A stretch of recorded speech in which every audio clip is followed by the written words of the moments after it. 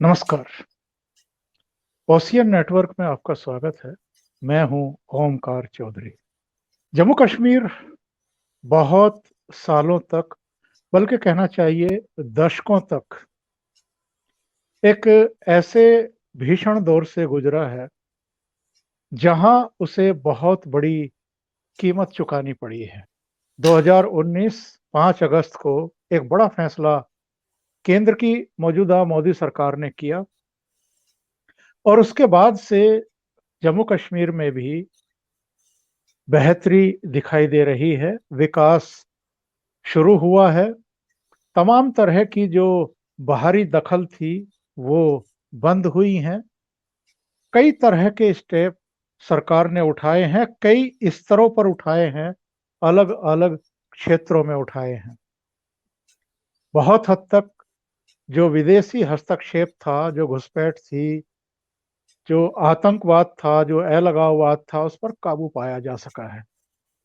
लेकिन खतरे अभी टले नहीं हैं, अभी बरकरार हैं। लेकिन केंद्र सरकार सारी चीजों पर बारीक नजर रखे हुए है। एक अहम फैसला गुरुवार को हुआ है। सिविल सर्विसेज का जो जम्मू कश्मीर कैडर है उसे खत्म करने का फैसला लिया गया है। इसका मतलब ये है कि अब चूंकि जम्मू कश्मीर और लद्दाख दोनों केंद्र के अधीन केंद्र शासित राज्य हैं, इसलिए वहां यूटी कैडर लागू होगा। यूटी कैडर के जितने भी अफसर भारत के अलग अलग केंद्र शासित राज्यों में तैनात हैं, वो उनकी तैनाती अब जम्मू कश्मीर में हो सकेगी और जम्मू कश्मीर के अधिकारियों की तैनाती दूसरे प्रदेशों में हो सकेगी। इसके अलावा भी बहुत सारे कदम हाल फिलहाल केंद्र सरकार ने उठाए हैं।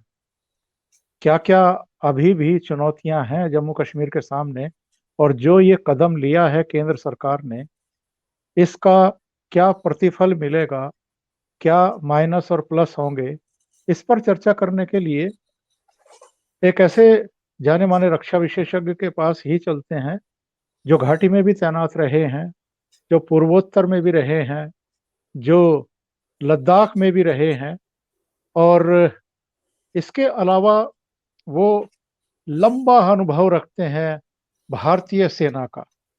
मेजर जनरल AK श्रीवास साहब, आपका बहुत स्वागत है। धन्यवाद चौधरी साहब।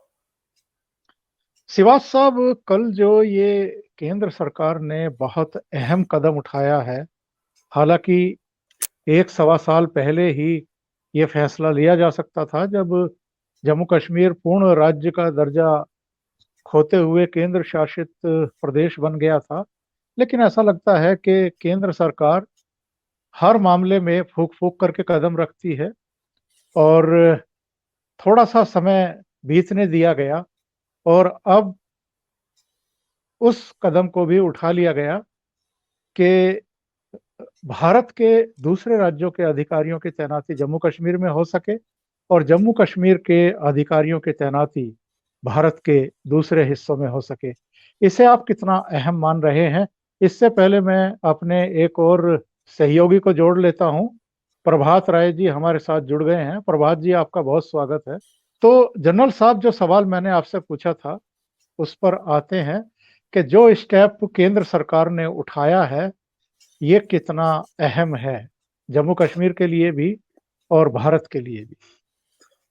बिल्कुल चौधरी साहब, ये बहुत अहम स्टेप लिया। देखो, ये जैसे आप बोल रहे थे यूनियन टेरिटरी का कैडर है, उसको बोलते हैं AGMUT। इसका मतलब अरुणाचल प्रदेश, गोवा, मिजोरम और बाकी यूनियन टेरिटरी। तो पहले तो आपको ये समझना चाहिए कि अरुणाचल, गोवा और मिजोरम वैसे तो स्टेट बन चुकी हैं, मगर फिर भी वो यूटी कैडर के साथ क्यों है। और अभी जो JNK है, वाकई ये यूनियन टेरिटरी बन गया, जम्मू कश्मीर भी और लद्दाख भी। तो इसको अभी इकट्ठा यूनियन टेरिटरी का जो कैडर है उसके साथ मिला दिया। इसके 3-4 फायदे हैं। पहले तो मैं ये कि अरुणाचल, गोवा और मिजोरम कंटिन्यू क्यों करते रहे हैं यूनियन टेरिटरी के साथ, क्योंकि उन्होंने इसका फायदा देखा है। स्टेट गवर्नमेंट ने देखा है कि अगर आप यूनियन टेरिटरी के कैडर से आते हो तो सेंट्रल गवर्नमेंट उसको कंट्रोल करती है। ये जो ऑफिसर्स हैं IAS, IPS और इंडियन फॉरेन सर्विस के, ये हर एक स्टेट में जाते हैं जहां यूनियन टेरिटरी है, वहां पर वो सीखते हैं, उसके एक्सपीरियंस होता है और वो एक दूसरी जगह पास करते हैं और एक स्टैग्नेशन नहीं आती और इंटरफेरेंस नहीं होती जो स्टेट गवर्नमेंट का। ये एक बड़ी फायदे की बात है। वो स्पेशली वो स्टेट जहां पर या तो बॉर्डर है या जहां पर डेवलपमेंट अगर वैसे धीरे हो रही है, तो इसको नजर रखते हुए सोच विचार किया गया गवर्नमेंट ने, सेंट्रल गवर्नमेंट ने, कि जेएनके के जब ये हिस्से हो गए तो अभी आपको चाहिए एडमिनिस्ट्रेशन बहुत टोन अप चाहिए, आपको चाहिए प्रोग्रेस, आपको चाहिए एक प्रकार से रिस्पॉन्सिव गवर्नमेंट, रिस्पॉन्सिव एडमिनिस्ट्रेशन। और उसको मद्देनजर रखते हुए इन्होंने जम्मू एंड कश्मीर में ये किया है, क्योंकि जम्मू एंड कश्मीर में एक दो बातें और भी अलग है। एक स्पेशल इनको प्रिविलेज दी हुई थी कि नॉर्मली जो बाकी स्टेट है वहां पर जो डायरेक्ट रिक्रूटमेंट है आईएएस आईपीएस के जो एडमिनिस्ट्रेटर हैं वो होते हैं 67% और स्टेट के जो प्रमोटी होते हैं वो 33% है। मगर क्योंकि जेएनके एक बॉर्डर स्टेट थी और एक इसके अंदर सीआई काउंटर इंसर्जेंसी और टेररिज्म चला हुआ था, तो वो 50-50% किया हुआ था। मगर उसको तोड़ के अभी उसको भी 33% कर दिया है और ये मर्ज कर दिया यूनियन टेरिटरी के साथ। तो इसके जो फायदे होंगे जम्मू एंड कश्मीर को वो बहुत है। एक तो आपको जैसे मैंने बताया जम्मू एंड कश्मीर में अभी दो हिस्से हो गए थे, कुछ लद्दाख आधा बढ़ गया और आधा जम्मू एंड कश्मीर, तो कुछ कैडर लद्दाख में चला गया। अभी कैडर की कमी थी जेएनके में, एक तो एक जो नुमाइंदा दो काम कर रहा था, एडमिनिस्ट्रेशन टोन अप नहीं कर पा। फिर क्या है वो जेएनके में रह के एक्सपीरियंस गेन नहीं करते। जब एक आईएएस या आईपीएस ऑफिसर देश के सारे कोनों में घूमता है तो उसका जो एक्सपीरियंस होता है एडमिनिस्ट्रेशन में संभालने में, उससे बहुत फायदा हो जाता है स्टेट को। तो ये भी एक बात आएगी। और तीसरा क्या है, कई बार ऐसा होता है जो स्टेट गवर्नमेंट है स्पेशली बॉर्डर एरिया की, वो कई ऐसे एक्शन ले लेते हैं और दबाव डालते हैं इस कैडर पे कि वो अपना काम इंडिपेंडेंटली नहीं कर पाते। तो अगर वो यूनियन टेरिटरी या स्टेट के अंडर है तो आपको कोई प्रेशर से नहीं, आप सेंट्रल गवर्नमेंट की जो पॉलिसी है, जो नेशनल पॉलिसी है, जो देश के हित के लिए पॉलिसी है, उनको अपनाने में आप बिल्कुल बेखट्टे से काम करेंगे।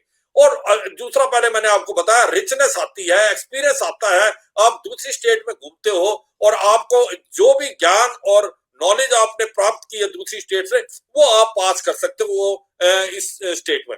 और अगली बात यह है, देखो अभी ये भी मालूम है सीआई काउंटर इंसर्जेंसी और काउंटर टेररिज्म का माहौल है। तो ऐसा था जो आईएएस और आईपीएस ऑफिसर आते थे वो वहीं रह जाते थे जेएनके में, तो उनके ऊपर बहुत प्रेशर रहता था। कहने का मतलब उनके पास कोई चांस नहीं था बाहर जाने का। तो अब वो भी जितने टाइम रहेंगे जम्मू एंड कश्मीर में, अच्छा काम करेंगे, जोर लगा के करेंगे और फिर उनको सॉफ्ट अपॉइंटमेंट भी मिल जाएगी दूसरी स्टेट में।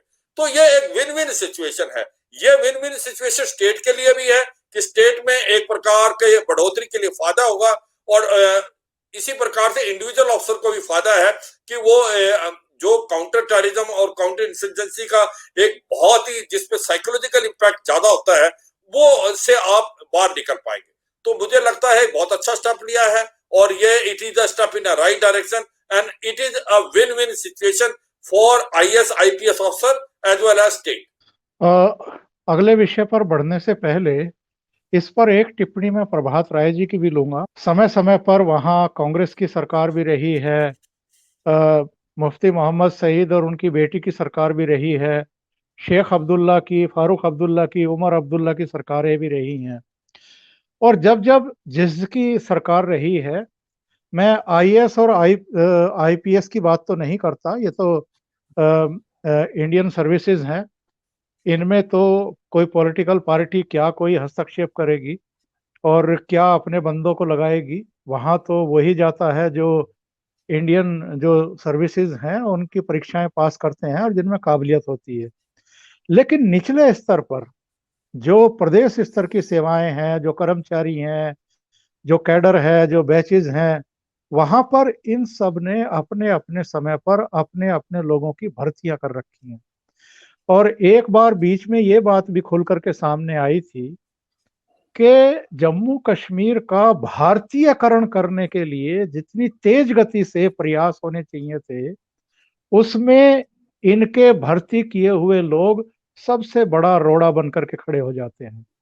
और जब जब कोई सेंट्रल गवर्नमेंट से या प्रदेश का जो नेतृत्व कर रहे होते हैं, उपराज्यपाल या पहले राज्यपाल करते थे, जब वो कोई फैसला लेने वाले होते थे, तो वो सबसे ज्यादा लीक होकर के अलगाववादियों के पास, आतंकवादियों के पास और जो देश विरोधी ताकतें हैं उनके पास पहुंच जाता था। कहीं कोई ऑपरेशन करना होता था तो फोर्सेस को बड़े तगड़े विरोध का सामना करना पड़ता था।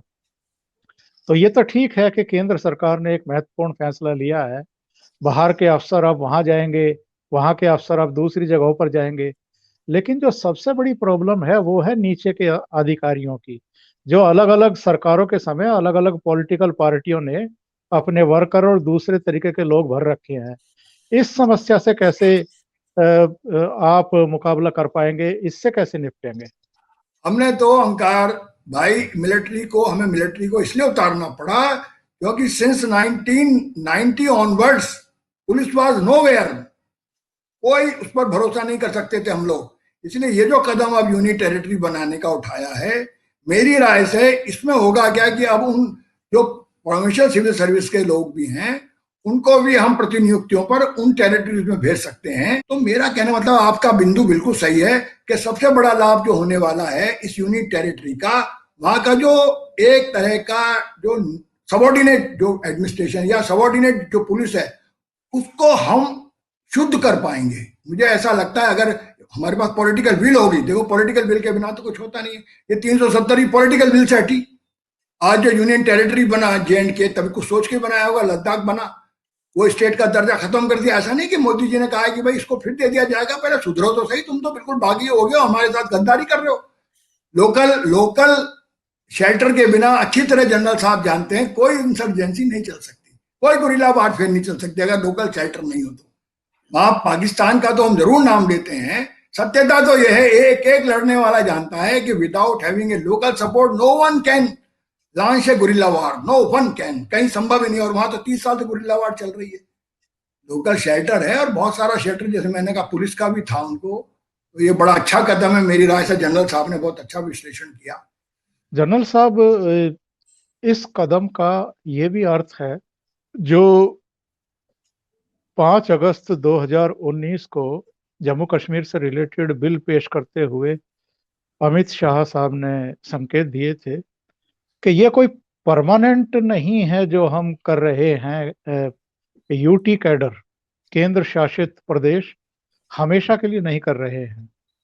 खास तौर से जम्मू कश्मीर में जब हालात मामूल पर आ जाएंगे, जब स्थितियां बेहतर हो जाएंगी, तो चूंकि विधानसभा को हमने वहां रखा है, विधानसभा वहां रहेगी, भले ही यह केंद्र शासित प्रदेश रहे, पर चुनाव के भी वहां पर होंगे, जनप्रतिनिधि भी चुने जाएंगे, विधानसभा भी अपने काम करेगी, करीब करीब वैसे ही जैसे दिल्ली में अरविंद केजरीवाल सरकार काम कर रही है।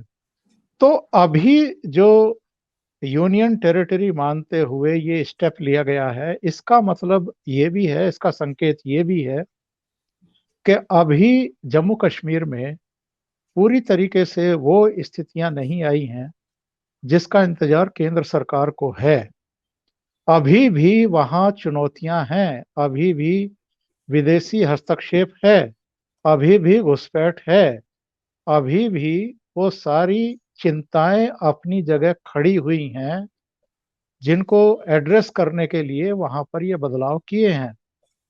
तो आपकी दृष्टि में अभी क्या क्या वहां किए जाने की जरूरत है?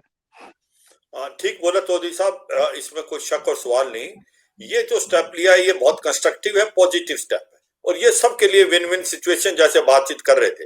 देखो होता क्या है, अगर आप पहले देखें फौज के अंदर, जब भारत की फौज पुरानी अंग्रेजों के टाइम में थी, तो उन्होंने एक बड़ी अच्छी बात की।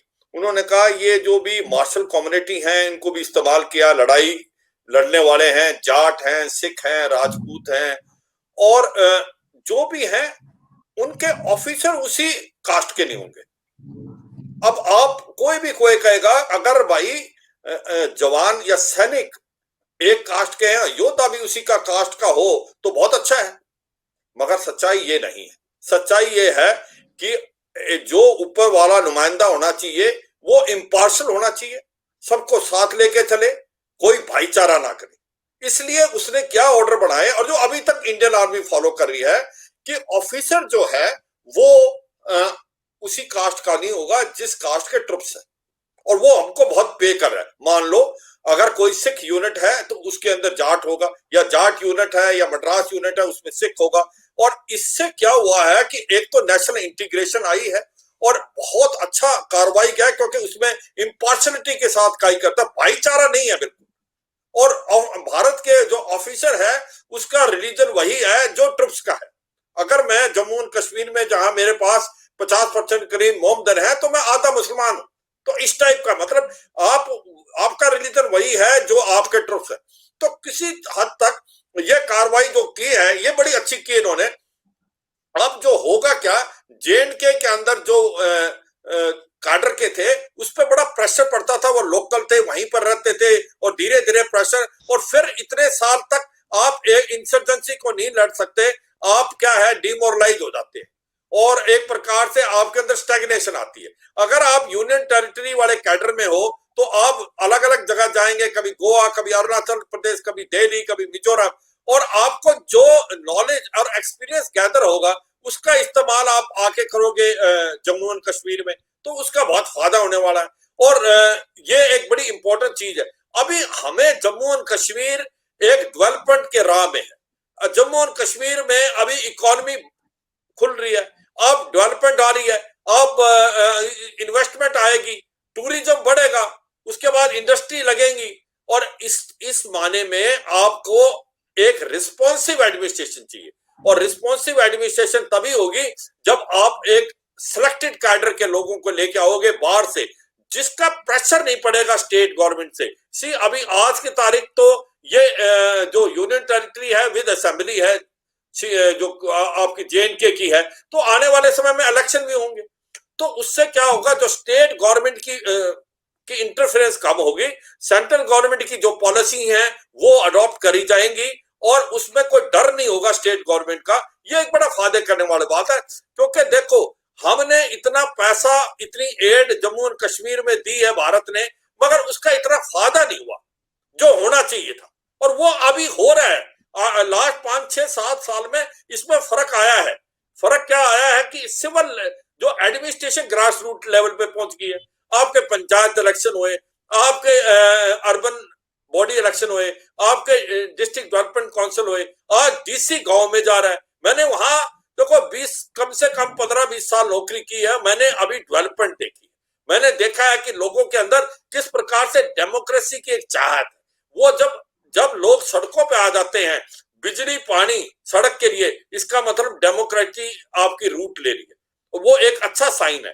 तो ये बदलाव आया है जम्मू एंड कश्मीर में, और ये एडमिनिस्ट्रेशन को टोन करने का तरीका है, एडमिनिस्ट्रेशन को रिविटलाइज करने का तरीका है, और एडमिनिस्ट्रेशन को एक्सपीरियंस देने का। अभी हो क्या रहा था, क्योंकि उसमें कैडर छोटा था और यंग ऑफिसर भी बहुत सीनियर रैंक अडॉप्ट कर रहे थे, और कंपैरिजन बाकी स्टेट के, वो भी एक मैसेज अच्छा नहीं दिया जा रहा था।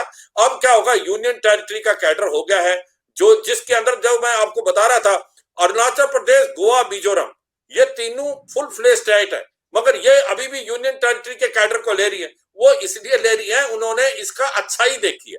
इन्होंने देखा कि ये लोग जो हैं आपको ज्यादा एक्सपीरियंस आते हैं, रिचनेस लाते हैं, और एडमिनिस्ट्रेटर अच्छे बन जाते हैं। तो इसको मद्देनजर रखते मुझे लगता है बहुत अच्छा है। और देखो 4-5 जो है एक प्रकार के चैलेंज है अभी जम्मू एंड कश्मीर। जी जी, अगर हमने इंसर्जेंसी को दूर करना है और टेररिज्म को, जो फौज है वो इतना काम कर सकती है कि स्थिति को नॉर्मल ले आए, और स्थिति को नॉर्मल ले आने के बाद, और वो कैसे ला सकती नॉर्मल, आतंकवादियों का साफ सफाया करा दे, इन्फिल्ट्रेशन ना होने दे पाकिस्तान से, आतंकवादियों को वहीं मारा गिरा जाए, और कश्मीर घाटी के अंदर टेररिज्म 100 से ज्यादा नहीं, उससे क्या है सिविल एडमिनिस्ट्रेशन काम कर पाएगी। मगर उसके बाद सिविल गवर्नमेंट ने काम करना है, उसने डेवलपमेंट लानी है। देखो अगर कहीं भी टेररिज्म है, उसकी कहीं ना कहीं जड़ें हमारे अंदर से भी है। हम कह सकते हैं कि इसका जो पाकिस्तान ने फायदा उठाया है और उसने टेररिज्म भेजा है पीओके से और पाकिस्तान से, मगर यह भी सच है कि कहीं ना कहीं कमी हमारे अंदर भी थी और कहीं डेवलपमेंट नहीं हुई। कहीं ऐसा माहौल पैदा हो गया जहां से एक बच्चा जो है, जिसको कलम होनी चाहिए थी हाथ में, उसके हाथ में बंदूक आ गई। तो अगर हमने इस सिचुएशन को ठीक करना है तो उसका यही तरीका है कि हमें एक प्रकार से डेवलपमेंट लानी पड़ेगी। और ये मैं कह रहा हूं कि जब फौज ऐसी स्थिति पैदा कर दे जहां टेररिज्म नहीं है, तो उसके बाद सिविल एडमिनिस्ट्रेशन आगे ले जाए, एक उन्नति पे लाए, ग्रास रूट लेवल पे एक क्या नाम है, डेमोक्रेसी आए, आपकी डेवलपमेंट हो, लोगों को जॉब मिले, खुशहाली आए, तब ऑटोमेटिकली एक इंटीग्रेटेड आपकी अप्रोच होगी और आप देखोगे लोग शांति की तरफ। देखो आज आवाज क्यों आ रही है पाकिस्तान ऑक्यूपाइड कश्मीर और गिलगिट बाल्टिस्तान में? क्या ऐसी वजह है कि वहां पर लोग पाकिस्तान के साथ क्यों नहीं रहना चाहते? क्योंकि उन्होंने देखा है कि वहां डेवलपमेंट नहीं है, वहां सेकंड क्लास सिटीजन माना जाता है, वहां पर लोगों को भूखमरी हुई है, वहां बिजली नहीं है, पानी नहीं है। मुझे याद है जब मैं वहां पर कमांड भी कर रहा था जम्मू और कश्मीर में ब्रिगेड, तो जो लोग हमारे भारत से जाते थे पाकिस्तान ऑक्यूपाइड कश्मीर उड़ी होते हुए, वो बाय एंड लार्ज यहाँ से बहुत सामान लेके जाते थे और जब वहां से आते तो खाली आते थे, क्योंकि वहां कुछ है ही नहीं और भारत के अंदर इतनी डेवलपमेंट है। और इसी प्रकार से लोग ये कहते भाई आप बार बार आते हो, क्या बात है? कहता साहब हमने यहाँ से सामान खरीदना है, वहां पर कुछ नहीं मिलता, यहाँ पर कम से कम 10 गुना सस्ती चीजें हैं, अवेलेबल हैं, यहाँ बिजली है, पानी है, खुशहाली है, लोग खुश नजर आ रहे हैं। अभी हमें उसको आगे लेके जाना है, हमें टूरिज्म लाना है जम्मू और कश्मीर में, हमने कॉटेज इंडस्ट्री लानी है, हमने होटल जाने हैं और हमने एक प्रकार रिलीजियस टूरिज्म की तरफ भी ध्यान देना है। बहुत मंदिर हैं, बहुत आपके पास गुरुद्वारे हैं, या आपके पास बुद्धिज्म जो है आपका एक प्रकार से रिलीजन है और कल्चर है, और उसका टूरिज्म आपको लद्दाख में मिल सकता है, उसको आपने डेवलप करना है। तो ओवरऑल मुझे लगता है बहुत अच्छी बात हुई है। और ये जो 3-4 चीजें हैं इनका हमें ध्यान देना है कि अभी आतंकवाद का सफाया होने वाला है, अभी हमें इंश्योर करना है दोबारा ना पैदा हो। लोगों को हमने कलम देनी है, तलवार नहीं। उसके बाद डेवलपमेंट लानी है ग्रास रूट लेवल पे और डेमोक्रेसी को अपनाना है। और ये जो इंटरफेरेंस हो रही थी स्टेट गवर्नमेंट की आतंकवादियों के कारण, न ये जिस प्रकार से हुर्रियत कॉन्फ्रेंस कर रही थी, पत्थर देती थी, पैसा आता था आईएसआई से, हमें ये नहीं समझ आ रहा इतने साल तक हम चुप कैसे थे? हम उनको क्यों आप पूज रहे थे? वो तो वीआईपी की तरह काम करते थे और आज उनका ये नहीं पता गए कहां। एनआईए ने उनके सारे फंड चोक कर दिए, आज पत्थरबाजी खत्म है। तो ये सारी सच्चाई ये है कि ये जो माहौल पैदा हुआ था वो अभी खत्म हो रहा है, डेमोक्रेसी आ रही है, डेवलपमेंट आ रही है। और जब से ये इंटीग्रेटेड हो जाएगा आपका यूटी कैडर के साथ, आपको एक काबिल ऑफिसर आएंगे, एक्सपीरियंस ऑफिसर आएंगे, तो आप उनके एक्सपीरियंस से जम्मू और कश्मीर एक और आगे खुशहाली की सड़क पे और रोड पे जाएगा। जनरल साहब, आपने बहुत ही महत्वपूर्ण बातें कही हैं। कोई भी गंभीर से गंभीर बीमारी हो, जब तक उसकी पहचान ना हो कि एक्चुअल में बीमारी क्या है, तब तक उसका इलाज संभव नहीं है। मुझे लगता है कि केंद्र सरकार ने बीमारी की पहचान कर ली है और उसको ये पता है कि इसका उपचार अब कैसे किया जाएगा। 3 स्तर के चुनाव हो चुके हैं, लोकल बॉडीज से लेकर के डिस्ट्रिक्ट अथॉरिटी तक के, डीडीसी तक के चुनाव हो चुके हैं और इन 3 स्तरीय चुनाव से लोकतंत्र की तो बहाली हो ही रही है। निचले स्तर पर विकास की प्रक्रिया शुरू हो गई है।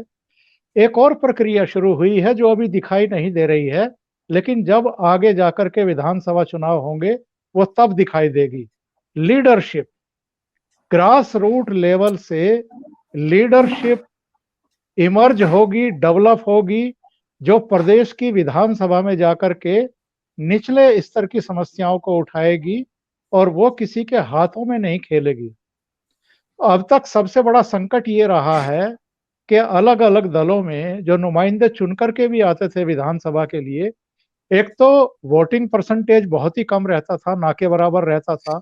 कई तरह की दहशतों में वोटिंग होती थी, कई तरह की अफवाहों में वोटिंग होती थी। इन 3 स्तर के चुनाव ने ये साबित कर दिया है कि जम्मू कश्मीर का जो आम आवाम है वो लोकतंत्र का हामी है, वो 370 हटाए जाने का भी समर्थक है, वो विकास का भी समर्थक है, वो अमन का भी समर्थक है, और जो विदेशी हस्तक्षेप अब तक होता रहा है वो उसके खिलाफ है। तो मेरा अगला सवाल प्रभात राय आपसे है कि जब भी विधानसभा चुनाव होंगे तब किस तरह की चुनौतियां वहां पर रहेंगी, या तब तक उन चुनौतियों को मिनिमाइज किया जा चुका होगा, क्योंकि बदलाव की प्रक्रिया तो शुरू कर दी गई है।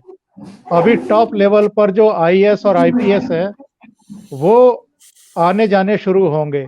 उसके बाद जो मूल समस्या जिसकी तरफ मैंने ध्यान आकर्षित किया था कि जो सेकंड लेवल की और निचले लेवल की जो वहां पर ब्यूरोक्रेसी है या पुलिस के लोग हैं, उनको उनके जो हित थे, उनका जो ब्रेन वॉश करके अलग अलग पॉलिटिकल पार्टियों ने उनको वहां भर्ती किया था अपने कैडर के रूप में, उसको ठीक होने में भी अभी समय लगेगा मेरे विचार से। जी ओंकार जी, मेरा ख्याल ये है कि वहां की जो मूल समस्या की ओर हमारे जनरल साहब ने थोड़ा इशारा किया, मैं उसी की तफसील में जाना चाहता हूँ कि हमारे बच्चे हमने खोए, पाकिस्तान ने सिर्फ फायदा उठाया। वो क्यों बिगड़े हैं? उसका बहुत बड़ा कारण जो रैम्पेंट करप्शन है। कितना पैसा हमने कश्मीर को दिया है, अकूत पैसा दिया है, आप गिनती नहीं कर सकते। आप जीरो लगाते लगाते ओंकार जी थक जाएंगे। और वहां के जो सियासतदान हैं, ये जो कुछ घराने हैं या जो कुछ ठेकेदार हैं या जो कुछ अफसर हैं, इनके खजाने कितने बड़े हैं इसका भी कोई हिसाब नहीं है। कहां कहां इन्होंने दौलतें जमा की हैं। तो सबसे बड़ी समस्या ये है कि विकास तो जमीन पे जब पहुंचे जब ये दौलत जमीन तक पहुंचे। आप अगर जो है सबॉर्डिनेट सर्विस के लोग जो हैं, जैसे मैंने पहले भी इंगित किया था, असली शासन वही चलाते हैं। कोतवाल चलाता है, तहसीलदार चलाता है, एसडीएम चलाता है, कलेक्टर नहीं चलाता। आप भी जानते हैं हमारे यहाँ भी नहीं चलाता कलेक्टर, तो कहाँ उसको फुर्सत है, ऊपर वाले ही नहीं फुर्सत लेने देते, कहीं मीटिंग कहीं वो। तो जो रियल आपने कहा ना सबॉर्डिनेट ब्यूरोक्रेसी की जो आपने बात कही, वही सबसे महत्वपूर्ण है। उसको भी इंटर ट्रांसफर बनाना पड़ेगा आपको। कश्मीर में यूनियन टेरिटरी में है ये प्रोविजन कि एसडीएम पीसीएस जरूर है, लेकिन वो प्रतिनियुक्ति पर कहीं भी भेजा जा सकता है। ऐसा नहीं है कि पीसीएस सिर्फ जो स्टेट कैडर है। तो ये जो बेसिक डेमोक्रेसी के साथ अगर करप्शन पर आप हमला नहीं करेंगे और उनको सख्त सजाएं नहीं देंगे। अब 33 साल तक मुकदमे क्या नहीं होते हैं आपके देश में, तो आपको जुडिशियल रिफॉर्म करने चाहिए अगर आपको कश्मीर को सुधारना है। इसलिए जो करप्शन है वही नहीं विकास होने दे रहा, इस पर भी हमें ध्यान देना चाहिए। और बेरोजगारी को जब हम हल करने लगेंगे ना, तो ये दफन हो जाएगा अपने आप दफन हो जाएगा। जिस दिन वहां पर छोटा उद्योग पनप जाएगा, इतनी बढ़िया कृषि आप अंदाजा नहीं लगा सकते आज भी वहां की कृषि का, कितने सेब बढ़िया। क्या बात है, केसर को आप देखिए, इंटरनेशनल विनाश हुआ वहां पर कुटीर उद्योग का, टूरिज्म का। तो शांति आएगी तो वो भी पनपेगा, लेकिन बेईमानी को आपको सख्ती से निपटना पड़ेगा। प्रभात जी, जनरल साहब, आप लोगों का बहुत बहुत धन्यवाद। आप लोग जुड़े। जम्मू कश्मीर की जो असल बीमारी है वो पहचान ली गई है और पहचान करके अब उसका उपचार करने की दिशा में कदम बढ़ा दिए गए हैं। हर चीज का एक निश्चित समय होता है, कब कौन सा स्टेप उठाया जाना है ये जो शासन कर रहा है उसको पता होना चाहिए। अगर वो चौतरफा कदम उठाना शुरू कर देगा तो बहुत सारी मुश्किलों में घिर जाएगा, किसी भी दिशा में बढ़ नहीं पाएगा। तो एक एक करके जब आप स्टेप उठाते हैं समझदारी के साथ में, तभी आप समस्याओं का उपचार कर पाते हैं और बीमारियों का सही इलाज कर पाते हैं। आप दोनों जुड़े, बहुत बहुत धन्यवाद आप लोगों का। आपकी आशा जो है बलवती हो, फलवती हो, मैं ये दुआ करता हूँ। और मैं बहुत बहुत धन्यवाद आप लोगों को। नमस्कार, थैंक यू वेरी मच। जय हिंद।